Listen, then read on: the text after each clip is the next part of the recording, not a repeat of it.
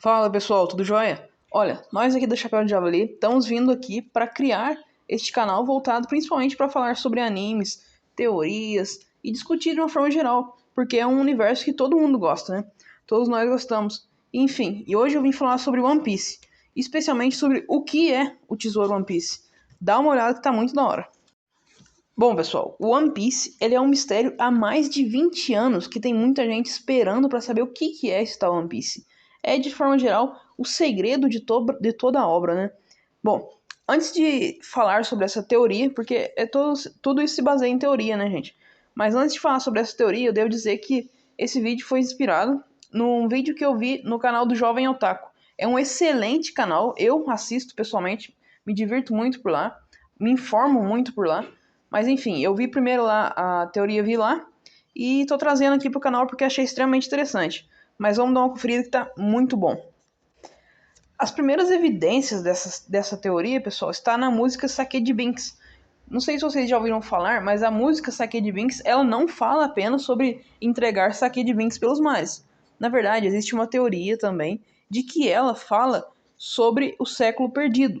Ela explica essa questão de uma forma mais simples, passada através de música para que não fosse censurada, digamos assim. E ela fala o seguinte, não sei se vocês se lembram aquela parte em que fala sobre no fim só ossos vamos ser. Na luta do Luffy contra o Kaido, ele fala uma frase meio diferente, dá só uma olhada. Quando as pessoas morrem, elas tornam apenas ossos.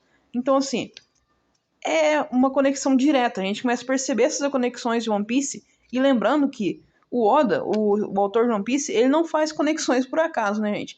A gente vê que muito pessoal fala que ele é um gênio e tal, que ele se conecta muitas das coisas que estão em One Piece, detalhes que a gente só percebe quando conectado com algo lá na frente. Muitas vezes passam despercebidos da primeira vez. Mas enfim, para a gente ter essa conexão perfeita dessa teoria, alguns conceitos têm que ser relembrados antes. Por exemplo, a questão das Akuma no Mis. O Vegapunk, ele veio dizer que, na teoria dele, as Akuma no Mis, elas são materialização dos sonhos das pessoas, vamos simplificar dessa forma. Então, o que acontece? Quando uma pessoa... Elas não surgem do nada, correto? Tendo esse conceito gravado, que vai ser importante lá na frente, para explicar a origem principalmente da fruta do Nika. Então, pessoal, dá uma conferida. Outra coisa que vai ser importante lá na frente é o fato da Akuma no Mi do Luffy ser uma zoa mítica. Isso significa que o Nika, o deus Nika, ele não foi um ser vivo que existiu e andou pelas terras. Não, ele era um ser mitológico, digamos assim. Então ele não tinha materialidade, ele foi uma coisa criada por pessoas, como a zoa mítica do Marco, que é de uma fênix, um animal que não existe realmente, mas que é um ser mitológico e por isso é materializado através dessa fruta.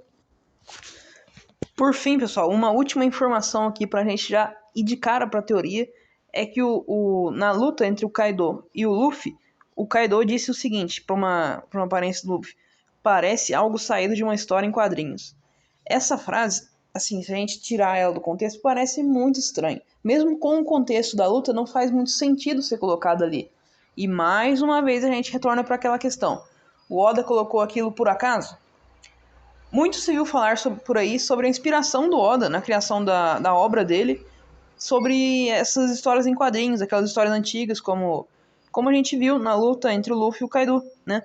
Então, esse conceito é importante porque agora vem a revelação do que seria One Piece segundo essa teoria, que é de explodir a cabeça, ou te decepcionar.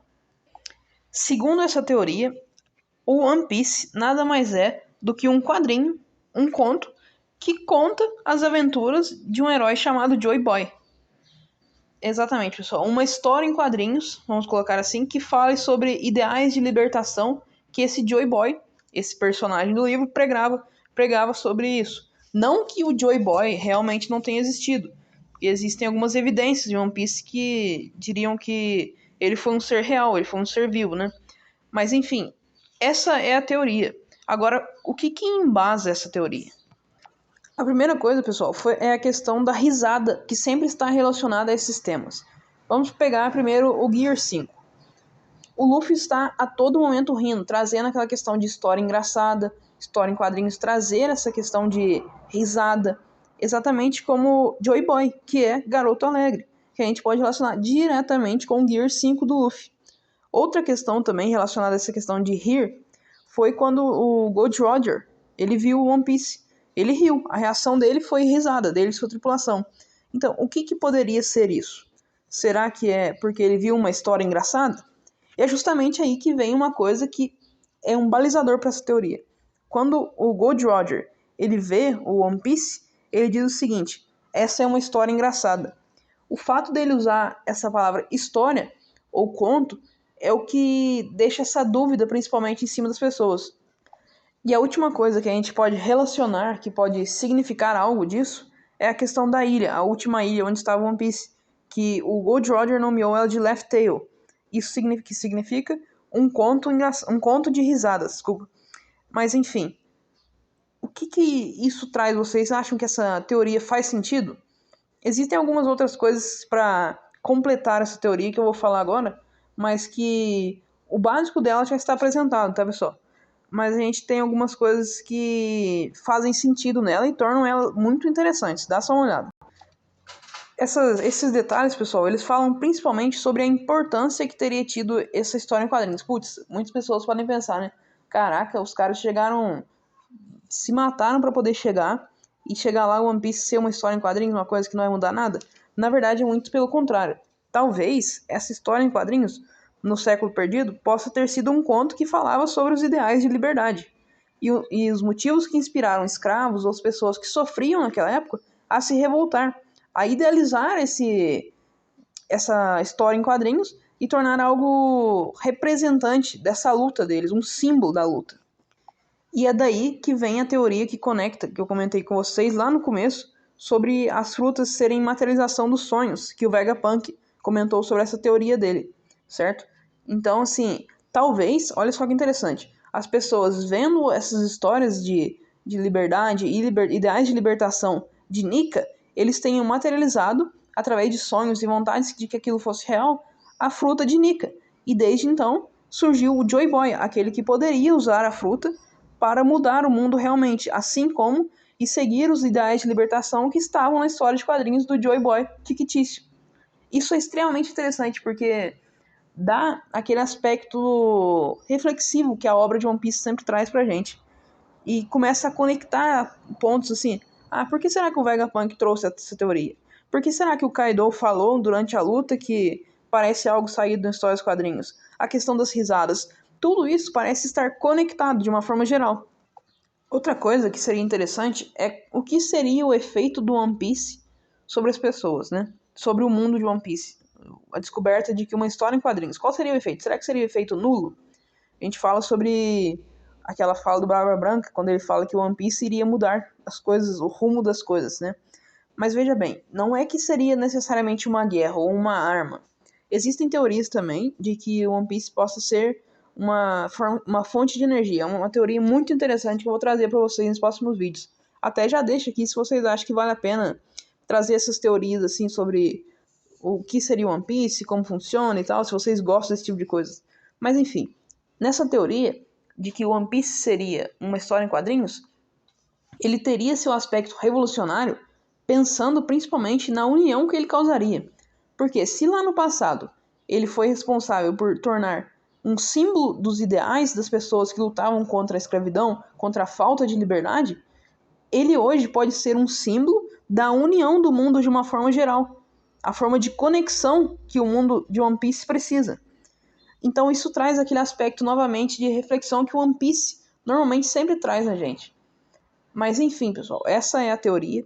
Eu achei interessante, gostei bastante da teoria ser... Pra mim ela fez sentido, ela conectou bem as coisas.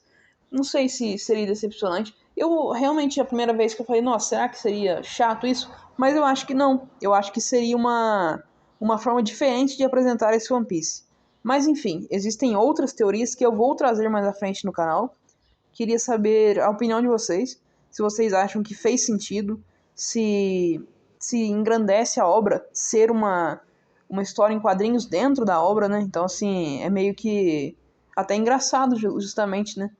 Acho que esse aspecto de ser engraçado é o que mais me pegou.